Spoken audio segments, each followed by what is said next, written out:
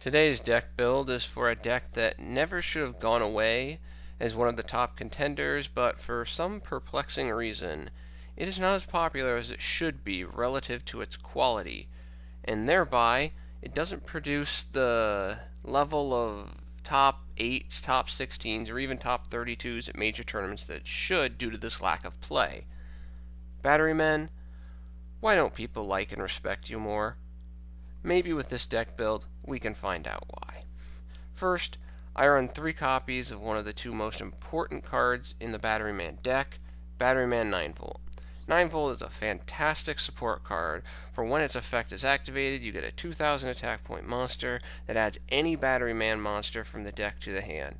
The destruction effect is a little annoying, but it can also produce kind of a psychological quandary for the opponent regarding the use of battle traps. For should they protect themselves from a monster that's going to die at the end phase anyways to preserve a monster or some life points? Maybe, maybe not. Another important card in the Batteryman deck is Batteryman Charger. Charger is the card that largely sets up the Batteryman Swarm, as well as acts as the bully card to get over monsters in the high 2000s, even 3000 range. If its effect goes off at the very least, unless late in the game, you are going to have a 2700 attack point Charger with a 2100 attack point fuel cell and a 2000 attack point 9V on the field. However, being a single tribute monster, I actually only run 2 copies of Charger. We'll discuss why a little later. In addition to their excellent searcher and swarm trigger, Batterymen have even more great support. Batteryman Micro-Cell frequently produces multiple pluses, both netting its controller a draw and a special summons, which frequently involves summoning 9V, which gets you another card, or setting up the graveyard for future plays.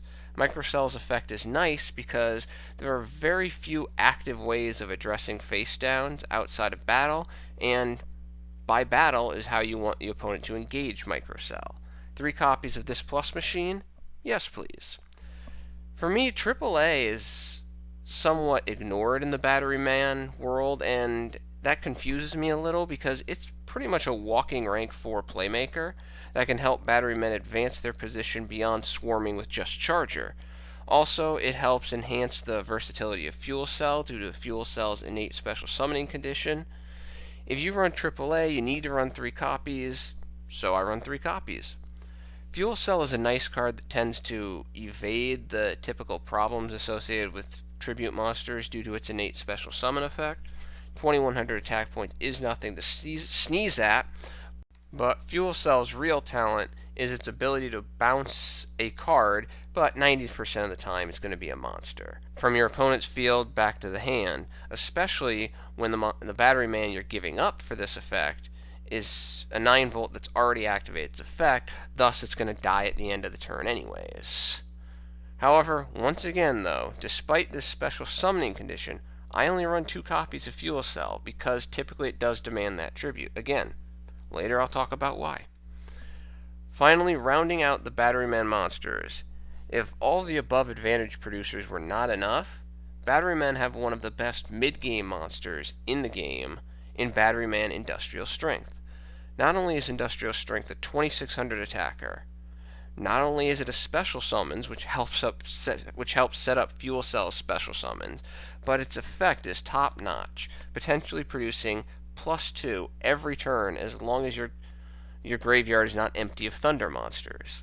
Unfortunately, while all of this potential advantage is nice, the graveyard demands on Industrial Strength, especially based on the way Batterymen are designed as a deck in general, for what their strengths are. You really only should run 1 copy of Industrial Strength. Running more copies can really jam up your hand. For the Batteryman monsters that I don't use, first we look at Voltec Dragon. This card has 2 significant problems. First, the cards that fuel its variety of effects are not very good, so running them reduces the overall deck quality. This reduction would be fine if Voltec Dragon by itself was actually a good card, but therein lies the second problem. Voltec Dragon is not a good card, for the effects it receives when tribute summoned are rather lackluster. Batteryman D, The problem with this card is that with only 1900 defense, the redirect attack effect is limited in its usefulness, both because of the power and the speed of Batteryman. Batteryman D is a card that supports grinding, whereas Batteryman is not a deck that wants to grind. It can grind at times, but it would prefer not to. Despite that, if this card had more defense, like 23 or 2400, then it could be worth something. But it doesn't, so it's really not worth it. Looking at Batteryman C, this monster is just a standard attack defense amplifier, and like most of the kind of first generation attack and defense amplifiers that were largely made for kind of elemental decks, it just doesn't have the level of power to protect itself from getting run over by almost any monster in the game. Batteryman AA, this card used to be a key cog in Batteryman decks before 9-volt. For with all of the special summoning power of Batteryman, it was easy to tie this card to an Inferno Reckless summons and put 3,000 attack point monsters on the field that could also work with a card like Short Circuit, could also help Fuel Cell, could also work with Industrial Strength. Back in the day, AA was really the key card of the deck that pushed your OTK plays with Batteryman. Now, though, with 9-volt, problem is there's just not room for AA anymore. The deck's kind of moved in a different direction now, where AA almost kind of drags it down away from its maximum level of efficiency. Moving away from the Batteryman monsters, I run two other non-Batteryman monsters.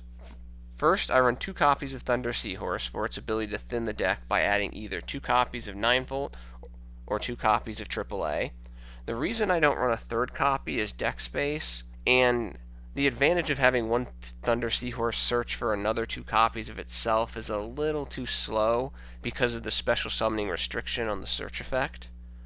Realistically, if you get this card and you use its search effect, you either want to be normal summoning a Batteryman 9-volt that same turn, or you're setting yourself up for a AAA play next turn. The second non-Batteryman monster that I run is Photon Thrasher at 3 copies. Photon Thrasher works very well with this deck for multiple reasons. First, it combos well with 9-volt, where I special summon Photon Thrasher, I normal summon 9-volt, I activate its effect, I get my search, and then I can go into a rank 4, even a light-based rank 4, being that both 9-volt and Thrasher are both light monsters. Thus, I avoid the detriment of 9-volt's I destroy myself effect, while I still receive its benefit, plus I receive a rank 4, then I can do something with that rank 4. Second, it acts as another means to normal summon Batteryman Charger, special summon Photon, then I tribute it for Charger, and I get to use Charger's effect, and I start the big Batteryman Rush loop. Also, there's another third little side benefit with AAA. If I've got a AAA in my graveyard, or I got 2 AAAs in my hand, I can special summon Thrasher, then I can normal summon AAA. I can use AAA's effect to get another AAA onto the field. Now I have 3 monsters, and I can go into a rank 4 that requires 3 monsters if I want. Finally, at 2100 attack points, Photon can kill a significant number of monsters by itself as a loner if it needs be, giving the deck a little more power in those times when I don't have a great hand. While that caps out the monsters, some may wonder about some omissions to this monster lineup. First, one of the most glaring question marks, Thunder King Ryo. Well, with Thunder King Ryo, read the first sentence. Batterymen hate this card, as one of their main strengths in using 9-volt and Thunder Seahorse is searching. And Batterymen deck aren't a deck that really works well at trying to shut down their opponent's plays. Unless they're hitting for their big OTK move. They're not a good deck, as I said before with regards to Batteryman D. They don't like to grind, and Thunder King Ryo is kind of a mini grindy card. It makes your opponent do things that they might not otherwise want to do, but it also hurts Batteryman deck because it limits the advantage of 9-volt. Mahunder and Pahunder are not in this deck. Both of these monsters fail because while they do help making XZ plays, they are inferior to Photon because one, they have considerable less attack power, and two, they consume the normal summons, granting a second normal summons that can only be used by a level 4 light thunder monster. So the simple reality with the Mon Pa Hunter is that Photon Thrasher is just a much better card, so there's no reason to run the kind of the quote-unquote Hunter engine. I mean, realistically, the only advantage these cards have over Photon Thrasher is their Thunder, so they can be used with Industrial Strength's effect, but that advantage is rather meaningless compared to the disadvantage of consuming that normal summons, because then they also can't work with Charger. Sis Hunter, this card is just too situational and too slow. I mean, why would you run this card when you can just simply run a revival card to get the monster right away that Sis would have said, well, you have to wait a turn to get it. I mean, interestingly enough, this card really only works with AAA, and very few Batterymen decks that I've seen actually run AAA. So, finally, the most glaring omission that I think a number of viewers might be looking at right now and with question marks above their heads is, where's Honest? In my opinion, I do not think Honest functions well in Batterymen decks, because if the deck is running well, you really won't have a good target for Honest. Now, for example, Honest is not going to be used with Micro-Cell. It's not going to really be used with 9-volt, because the vast majority of the time 9-volt's just going to destroy itself. If you use it with AAA, you're just going to get a trade-off. Fuel Cell, I guess you can use it with Fuel Cell, but realistically, most situations you're either going to have ended the dual Fuel Cell and its cohorts, or you're going to be going into a rank 6 play. Charger almost never needs Honest because of its attack augmentation effect, and Photon is either going to be commonly tributed or become XZ material, so it's not going to actually engage in battle a lot of the time. Realistically, when I view Honest, the amazing ability of Honest is its surprise factor in the context of helping you maintain field control. The principal strategy of Batteryman, though, is not maintaining field control and needling the opponent to death with, like, oh, I'll take 1,000 this turn, then next turn I'm going to take 1,600, and then next turn, oh, I'm going to drop Honest and take another 2,000. Batterymen are explosive. They turn no monsters onto the field into 3 to 5 monsters in a single turn and attack en masse, so you can do major damage, 6,000, 7,000 points of damage, 8,000 points of damage in that turn, ending the duel. For me, Honest doesn't serve that strategy well. Make no doubt about it, Honest is definitely a high-quality card, and should be run in most light-based decks. However, it just doesn't seem to work very well in Batterymen, keeping to what Batterymen do well. It's really just a card that sits in your hand and says, man, it'd be nice if this was, 9-volt, or, oh, why isn't this Batteryman Charger, or why isn't this, Battery Charger? Rather than, oh, goody, I have an Honest, now my insert Batteryman here can stay on the field and avoid battle destruction for one turn. Not really. Of course, it must be said that I do side a pair of Honests for the matchup against Cleaport decks, because Tower hates Honest. Let me pause here to discuss the monster lineup. I'm sure a number of viewers are surprised that this deck only runs 2 Chargers and 2 Fuel Cells instead of at least 3 Chargers and maybe 3 Fuel Cells. The reason for this design is straightforward, based on play experience. The simple fact is, running 2 Chargers and 2 Fuel Cells opens up the deck to run 2 other cards that can help it succeed. Due to the incredible searching capacity of 9-volt and the associated indirect searching support that work in conjunction with 9-volt, when I play this deck, I've kind of come to the realization that only having 2 copies of Charger and 2 copies of Fuel Cell is not really detrimental in any meaningful way. Basically, think about it this way. Batteryman decks that run 3 copies of both have a slightly higher chance of starting a big damage combination, whereas decks that run 2 copies of both and make effective use of those 2 additional deck spaces have a higher chance of finishing the big damage combination. I prefer to have a better probability of finishing the combination over a slightly higher probability of starting it. Moving on to the spells, of course, we have to first talk about the staples. 1 Raigeki, 1 Book of Moon, 1 Soul Charge, 2 Dark Holes. Also, with the swarming and searching being so critically important for Batterymen, I run 3 copies of Battery Charger, which incidentally is one of the best revival cards in the game, as it's basically a premature burial that costs 300 fewer life points and doesn't have the restriction of, oh, you have to attach this card, and if this card is destroyed, you lose the monster. Any Batteryman deck that does not run 3 copies of Battery Charger inherently has a lower than maximum winning percentage. I also run 1 copy of Short Circuit, because it is rather easy to get 3 Batterymen on the field at one time, which significantly mitigates Short Circuit's bad draw potential, which overall increases its benefit probability to the deck.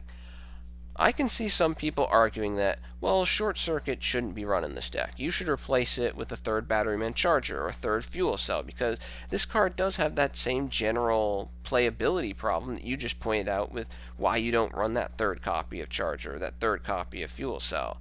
But the difference is, mid-game, the potential advantage of activating a Short Circuit and clearing your opponent's board just produces too much advantage. This card can produce a +3, +4, +5, and can basically just say game over for your opponent unless they're holding some card that will stop your battle phase. 1 copy of Short Circuit I think is appropriate for the level of benefit it can provide, in the context that it really isn't a bad draw. Its activation condition is fairly easy in a good Batteryman deck.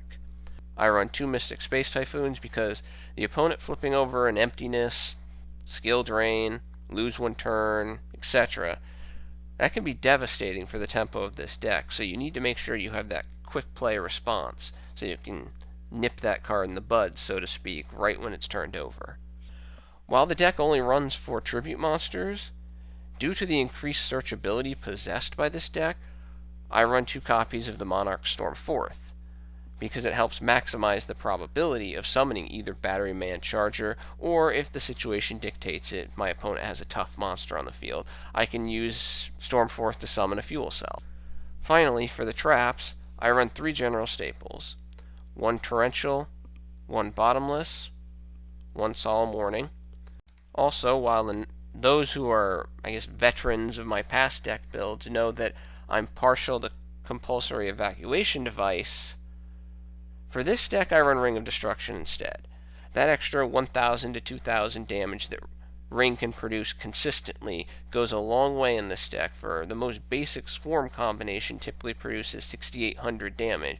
You have the 1,2000 attack point 9 volt, the 1,2700 attack point Charger, and the 1,2100 attack point Fuel Cell. So Ring has the potential to get that extra damage in to close out the duel before your opponent can really mount any form of comeback. Not only does Batterymen have access to Battery Charger, but they also have access to a type-specific Super Call of the Haunted, so to speak, and portable battery pack, which again, nobody runs, which is somewhat perplexing for how good it is. I've seen people run Call of the Haunted, but they don't run portable battery pack. Yeah, that doesn't make sense to me in a Batteryman deck, because portable battery pack helps you make inherent XZ plays, and also says, Fuel Cell, come on down, because we've already set you up for your innate special summons. It also pretty much gets you 2/3 of the way. All you need is a normal summons of a Batteryman or even a special summon, and now you got Short Circuit. However, due to the importance of the opening hand, I do only run 1 copy of portable battery pack. It's kind of like Short Circuit. This card is fantastic mid to late game, produces great advantage that makes up for it being a potential card in the opening hand. Finally, for the last 3 spots in this deck, I prefer 3 Dark Bribes. I've said it before, I'll say it again, while Dark Bribe is not for all decks, decks that rely on certain plays that can end duels in one fell swoop should run it. The design of Dark Bribe is to eliminate the flow of the opponent's strategy, be it something positive for them or something negative for you. The draw by the opponent is typically of little consequence, because Bribe is negating a card that hurts you immediately, either directly or indirectly.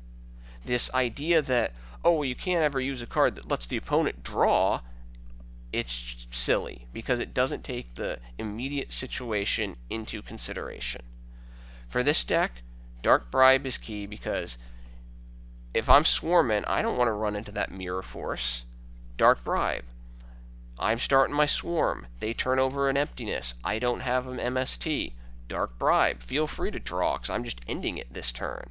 3 copies of Dark Bribe works very well in this deck, because the way Batterymen work is typically they're just going to go from nothing to game over, because they're just that quick. One might wonder about the lack of Supply Squad, because both 9-volt destroys itself, that would trigger Supply Squad. Micro-Cell is going to get run over a lot, and that's going to add another card.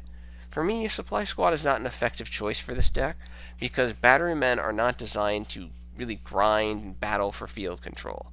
But Supply Squad is designed to help those types of decks that grind and engage in field control wars and back and forths and things of that nature. So unless the deck is comprised of various counters or floaters, the cards drawn by Supply Squad typically don't add up to significant enough advantage for a deck like this. Moving on to my extra deck, I run 1 Photon Strike Bouncer. It's the best. I think it's the best rank 6 XZ for the 2 fuel cells. I run 1 Delteros. Its summon's definitely viable, because you special summon a monster either through Thrasher, be it a innate effect or one of your many revival cards. Then you normal summon AAA, and you get another AAA through AAA's effect. 1 Starliege Paladynamo. This is another card that can produce that extra damage because it reduces the opponent's attack to 0. It also kind of reduces the critical usefulness of Honest, and it also has that draw effect. 1 Constellar Omega. It's a 2400 attacker that avoids traps. 1 Gagaga Samurai. It's a 1900 double attacker, which is actually can be really critical for swarming. For example, you might put a 2100 can attack this turn Thrasher because you have another 2000 attack destroyed during the end phase 9-volt. You make an XZ play. Now you have a Gagaga Samurai that can do an additional 1800 damage, or 3800 overall. Of course, we have to put in those rank 4 staples. Exciton Knight, number 101, Castel, XZ Dragon. Kind of a quasi-staple for me is the Antiluminscent Knight.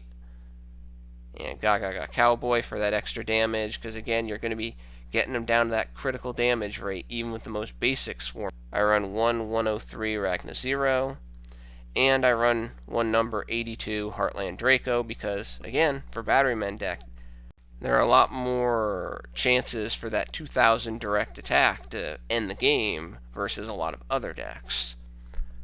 Overall, my perspective on the Batteryman deck is that it is designed to hit hard and fast through massive swarming. And based on the inherent swarming effects of its monsters, this deck will commonly get 3 to 4 big swing opportunities, unless you draw like garbage, which in a vast majority of situations will be enough to win. Obviously, the one big problem for Batterymen was always going to be that monster negation, your opponent flipping over that breakthrough skill, making that Veiler play. But overall, this Batteryman deck should be able to hit hard and fast enough with enough consistency to get through even the top decks with fairly good opportunity. It's done so in my experience. The only thing that really stops this deck is you getting a really bad hand or your opponent getting a really good hand. With that said, I think Batterymen need to be seen a lot more in the play. I'm not really sure what led them to drop out into the back rows. I mean, there are some people that don't even think Batterymen are like tier 2. They're tier 1.5. It's just nobody plays them. With that said, thank you for your attention and your time.